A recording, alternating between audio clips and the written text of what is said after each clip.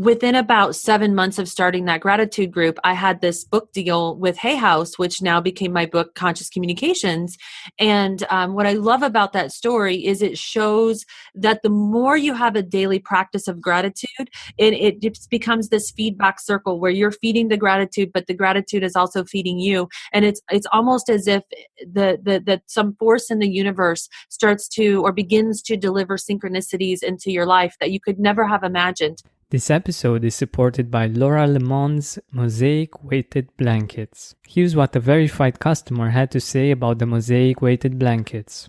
This weighted blanket is phenomenal. It relieves my anxiety, has helped me sleep, and has eased my migraines and restless leg syndrome. If you want better sleep and less anxiety, click on the link in the description. Welcome to the Gratitude Podcast on www.georgianbenta.com, where you'll hear a new story each week that will inspire more gratitude in your own life. Our mission is to inspire 100,000 people to discover how to feel gratitude and live a happy life through the amazing life stories of our successful guests and their actionable tips. And now, the host of our podcast, Georgian Benta. Hi, Gratitude Seeker. Welcome to a new episode of the Gratitude Podcast. Today with me, I have Mary Shores.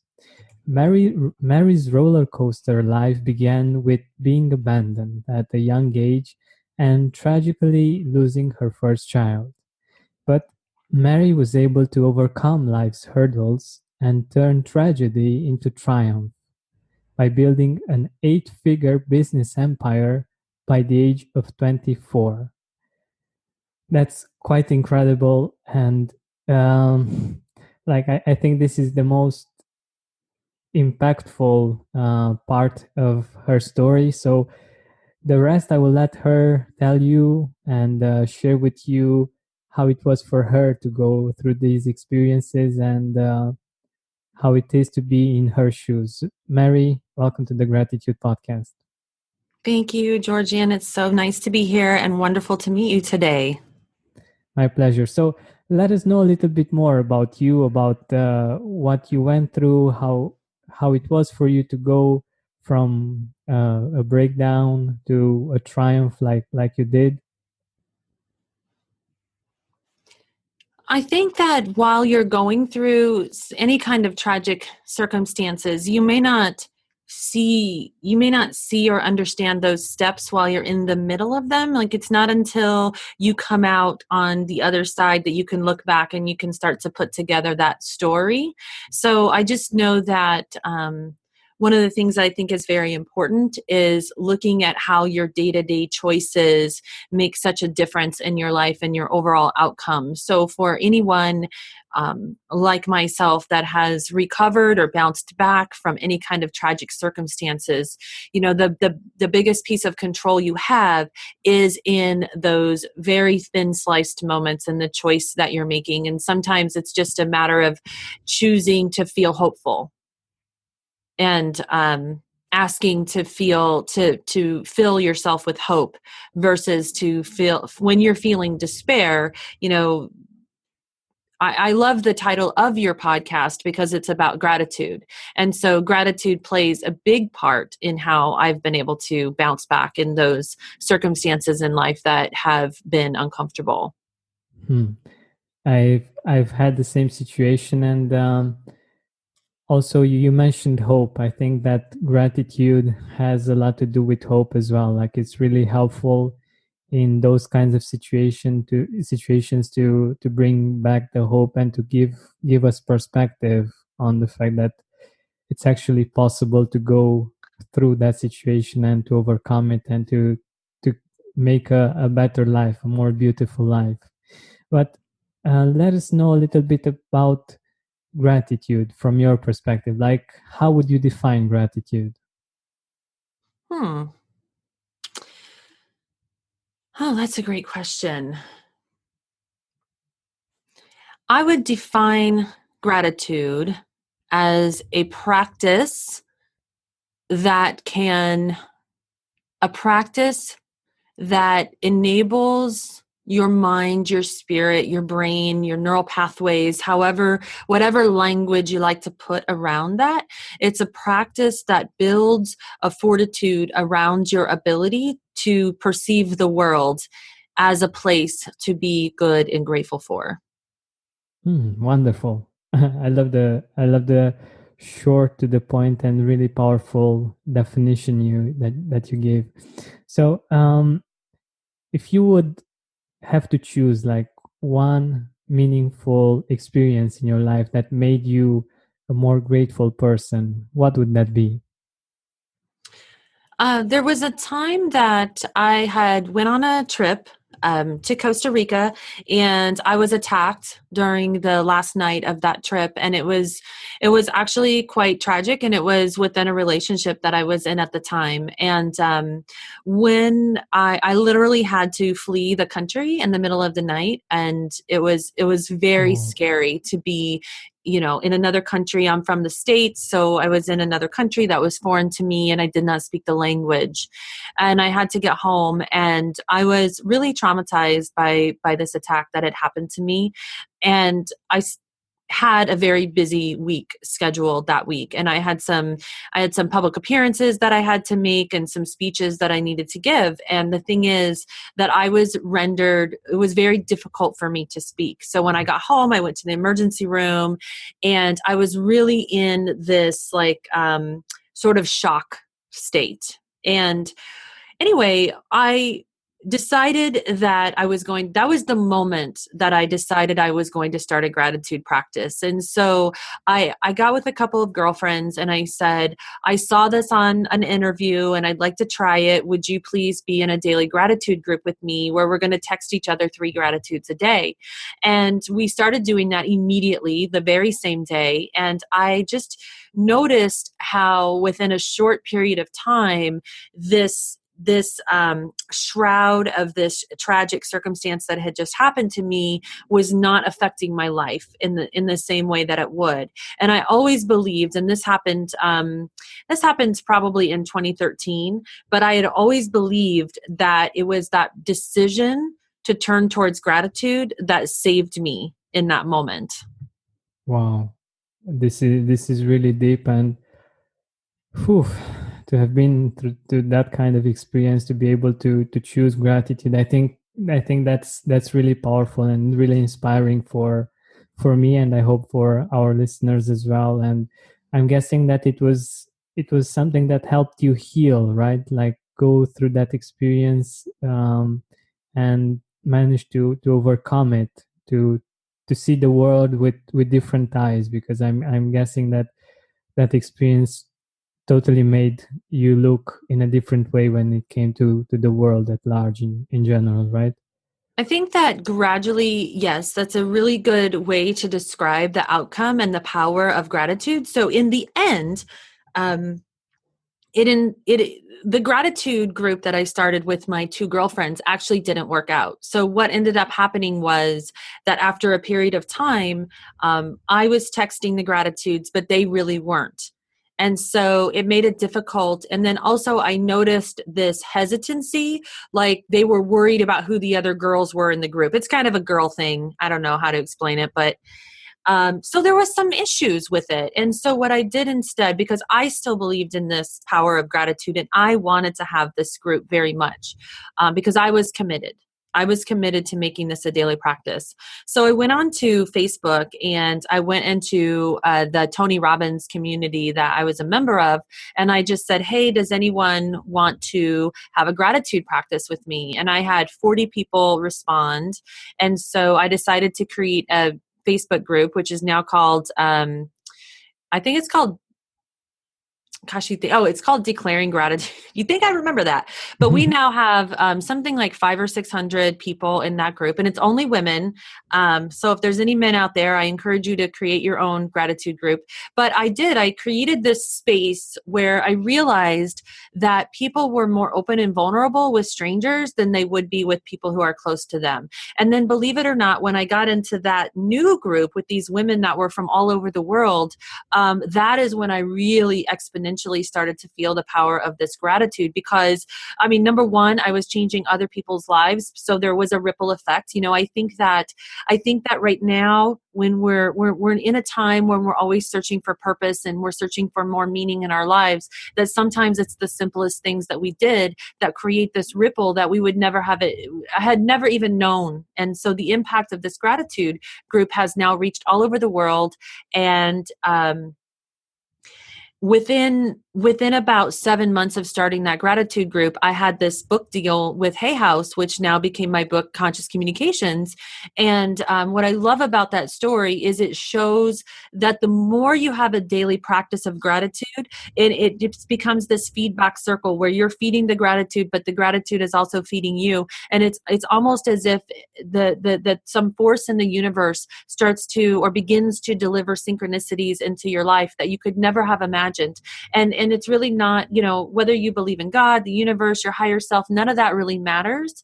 Or even whether you're completely atheist and what you believe in is science, because the science is also going to support this very same thing, that when you plant that seed of gratitude in your mind and you water that seed every single day, it's going to grow an entire garden of new neural pathways in your subconscious mind that has a new possibility. It holds a new possibility for your life.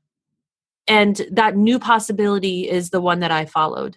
This episode is supported by Laura Lemon's Mosaic Weighted Blankets. Here's what a verified customer had to say about the Mosaic Weighted Blankets. I love this blanket. Before I got this blanket, I would toss and turn so violently that I would wake myself up several times throughout the night. I've had my blanket for about 2 weeks now, and I don't wake up at all anymore due to tossing and turning. I was concerned that the blanket would be too hot to sleep with, but it's actually been the opposite. The blanket is made with pockets of beads and stuffing, like you'd find in a Beanie Baby. So the beads move around and shift with gravity, so there actually can be plenty of airflow. But all in all, I love my new blanket. Thank you for a much better and more restful sleep. Sarah M. Visit the link in the description for more information. Beautiful, beautiful. You actually anticipated one of my questions about what you do to make sure that you keep up your gratitude practice, and that you're doing this as constantly as possible. So that's Well, pretty nice. I think that accountability for me personally is very important. Now, it doesn't, for everyone, it doesn't have to look the same, because I think that the important part and the impactful part for our own lives is to do it in whatever way. There's not one way. And I know that the download that we're giving to your audience is my Daily Desires Diary. And that is just a journal page. And it actually includes the 3 gratitudes per day in it. So whether you do it as a self journal, whether you join a gratitude group on Facebook, or whether you do what I did and you ask a few friends to be in your gratitude circle and make this commitment. The important thing is that whatever commitment you need to have for yourself. And I know for me, the moment that I get the other ladies' gratitude text, it's my reminder to send mine, because sometimes I forget, I get busy in the day, and that's fine. But see, then I'll get one of theirs, because I'm getting their 3 texts every day. And so every time I get one of their texts, it's a reminder to me to respond. And so that has been a powerful presence in my life. And I'm grateful for the other ladies in my group. That's beautiful. And I love the idea of sending texts over and being accountable and just being in that flow. Like if I'm down, somebody else might be up. If they're down, we are up, and it creates a beautiful balance, and it reminds us to keep it up, right? Like, I think this is really powerful. Yes, keeping it up, because that's the way that you water the garden, is keeping it up and keeping it a daily practice. Exactly. So you've reached like huge success in business. Do you feel that gratitude has helped you reach that level of success? In some ways, I would say yes, and in some ways, I would say that the power, the what was the supply of my early years of success was probably more to a feeling of empowerment and just understanding that.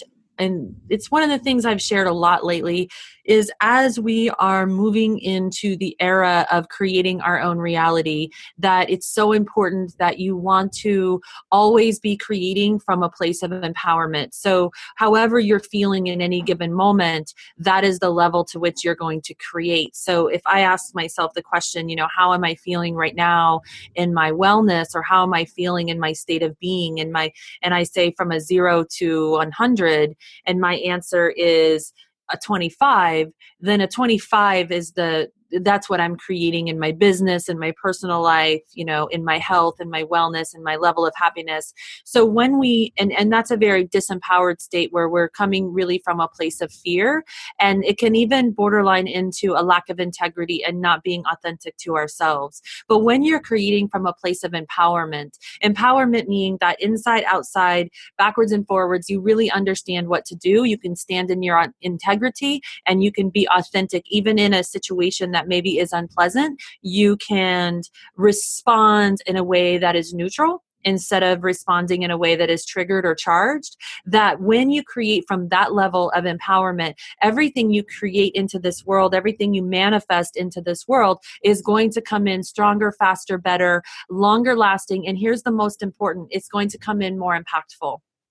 And so we really want to make that impact in the world. And that's so important to us these days. But if you're creating from a place of disempowerment, then the way that you want to change that scale, the way that you want to move from a disempowered state to an empowered state is to step back and not be in creation mode, but to be in self-care mode, to take care of ourselves. So in that moment when I was going through this tragedy, returning from Costa Rica, I did not try, it was not my intention to create anything big or change the world. It was a self-care moment where I was taking care of myself. But see, even in that moment, because I was taking care of myself, it grew into something larger than myself. That's so interesting. So I know that self-care is very important and I totally recommend it, but I didn't realize it can be such a powerful trigger for something so creative and constructive for other people. I think this is really brilliant. Like really, like in the idea of love yourself as you love your neighbor. Like when you take care of yourself and you love yourself more, you have more to give to the world, right? Yes, and sometimes when we're in that fear state or we're in that disempowered state of being, we feel like we have to, and or there's serious consequences. And I know that in life there's situations that you have to deal with. You have to deal with your immediate situations, or maybe you have a fire to put out, but you can still do that from a neutral state of being. We can still remove ourselves from the charge. And really the triggering is happening in our nervous system, which is why I recommend self-care, because from a scientific point of view, when we're stressed, then we're creating chemicals in our body that are really no good, like adrenaline and cortisol and things that were designed to keep us out of harm's way. But when those chemicals flood our body and they don't have a way to flush, then things become toxic and we can get into this toxic situation with stress. And so I think that you can simultaneously using gratitude. Gratitude is a great way to change that neurochemistry inside your body. And at the same time, it can even stimulate some of the problem-solving areas in your brain so that as a daily practice happens and you've done this for 10 days, 20 days, 30 days, then you start to see some changes happening. And that's when you feel yourself tipping from that 20 level of wellness into above 50, 60, 70. Now that's the time to go in creation mode, because when you're feeling good, that is your most powerful manifestation time. That is the time that you want to put action in. You want to take action towards your dreams and your desires and your goals so that you can use that momentum of how you feel to get yourself there. And by the way, when you talk about self-care, what are you thinking about? Like, what would our audience do in order for them to take care of themselves, so that they can get to the creation mode? Well, in chapter 3 of the book, which is chapter 3 is all about this, exactly what we're talking about right now. And so what I would say is that I don't want to tell someone what to do for their self-care because every person is different. So for one person, it might be that they go out dancing. And when they go out dancing, it makes them feel really, really good. But then for another person, the thought of dancing might cause them anxiety because they don't want to go dancing. So it's really choosing for you whatever is making you feel at your best, whether that is taking a bubble bath or reading a book or talking to a friend or just staring at, lighting a candle in the dark and staring at it for 5 minutes. So in the book, at the coaching exercise in the end of chapter 3 is really all about setting yourself up a non-negotiable self-care practice, which I just ask you to pick one thing per month that you can commit to, one thing per week, and one thing per day. So you're choosing an activity that you can commit to. So even if it's just a 3-minute breathing break, because, I went to this breathwork workshop in Seattle and with Judy Kravitz, and it was one of the most transformational things ever. And it was actually called transformational breath. So how cool is that? But the thing is that there's so many things that work that we should pick the things that we're willing to do.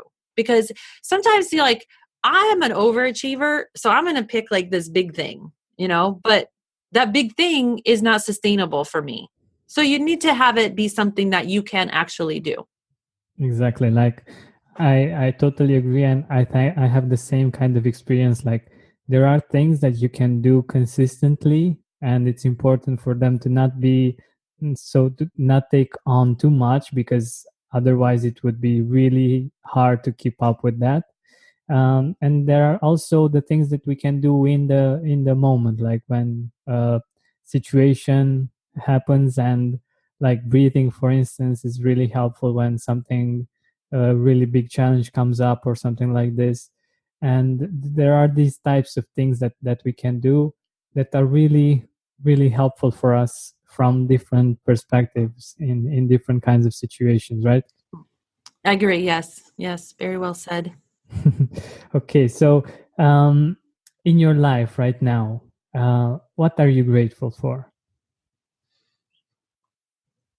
I'm very grateful right now that there's only a few more days of school left in the States. It's getting towards the end of the school year. And so I'm grateful for that very much because it always signifies a transitional period with me and my children. I have 2 boys, they're 16 and 17. And so I'm also very grateful for this time period in their life as they're, moving from being high school aged kids to being college young adults. It's very exciting for me. I'm also very, very grateful for I'm grateful for the opportunities that I have in the world. I'm extremely grateful for being able to have a voice and be able to be on this podcast today to spread my message. That I know that I have this universal knowledge that I have been given, that it's my job to bring this out into the world. And so I'm very, very grateful for that. And also I want to say that one of the things that I learned on a meditation retreat over New Year's is that it is important to be grateful for our own skills, gifts, and talents. That's not egotistical. So I am grateful for my ability to speak the truth into the world, because the more that I'm grateful for that, again, it's building that muscle for me to be able to do that job and to be able to show up. And when I show up, then the synchronicities happen. I get the invites that I need to get. And so I'm very grateful for my skills, gifts, and talents in the world. I think you went on something that's very important for all of us. Like, I'm sure that we have lots of shortcomings, and it's much easier for us to see them than it is to see our skills, the things that we are great at. And if we don't appreciate ourselves, and if we're not grateful ourselves for those skills, for the good things that we are doing and that we are capable of, who will? Like, this is so important, and we can give our gifts much better when we are aware of them, and when we can make sure that they get even better thanks to our gratitude, but also to developing them as well, right? Yes, absolutely. All right. So we're nearing the end of our time together, and I would like to know where we can find your work, and where we can get in touch with you. Well, I have a gift for your audience, which is the free download of my Daily Desires Diary, which is going to give you the journal for reporting or inviting you to be grateful for three things every day, as well as to every day write down three things that you are proud of in the day, 3 moments you're proud of. And the third part of that is you want to call out into the world, call out to the universe 3 things you desire for yourself. And so I invite all of you to download that journal page. It's beautiful, and I believe you will enjoy it. You'll also get with that a free chapter of the book, Conscious Communications. So I always say that if you go on Amazon or wherever you buy books from and you look up Conscious Communications, your step-by-step guide to harnessing the power of your words to change your mind, your choices, and your life, and you read the description and maybe a handful of reviews, you'll absolutely know instantly if this is the book for you. And if it is, I invite you to pick it up. If you want to interact with me, you can join my Facebook group, Fearless Ambition, that is open to anyone. And as I said before, Declaring Gratitude is a women's only gratitude group. So you're welcome to join those groups, and love to see you in Fearless Ambition, because that's where I'm most active at. And of course, you can follow me on any social media. We have daily posts on Instagram, inspirational posts on Instagram under the name Mary Shores, as well as Twitter and Facebook page and all of that. Beautiful, beautiful. So I have one more question about being fearless. How do you think that being fearless and being grateful blend together, or how do we do the two? And fearless is an interesting word, because when I think of the word fearless, it's not necessarily that I have no fears. It's that I want to show up. I want to recognize, number one, that I am in a fear state. So I want to recognize when I'm disempowered. And then I want to be aware of my choices, because awareness of your choices is the keys to freedom. And so I think that it works hand in hand, because gratitude to me is a daily practice, and it is a way to feed your mind, body, and spirit. And so it's really those things together, because if I have a daily practice of being grateful, then when I am in a fear-based state, I'm going to more easily be able to see myself out of that. And so fearless to me really means more my ability to bounce back. It does not mean I have no fears, because I do. We all do. Yeah, that's beautiful. That's beautiful. And I think it's an important discussion to see that fearless doesn't mean that you don't have any fears, but that you do something about them, and that you use gratitude as well to get out of that fearful and disempowering situation, and you go for what you actually want in life. And I think this is really inspiring. So thank you so much for being here with us and for sharing your wisdom, your knowledge. It has been great having you here. Thank you so much. But before we go, I want to tell you why I chose Mosaic Weighted Blankets as a sponsor. Living a happy life has a lot to do with being well rested. And Laura, the CEO of Mosaic Weighted Blankets, has solutions for each age group and the best reviews out there. Just check them out. You can find them at bit.ly/mosaicweighted, or you can click on the link in the description. Again, thank you so much for choosing to spend this time with me, and I really hope it was time you enjoyed spending. Best wishes, and don't forget to keep seeking gratitude.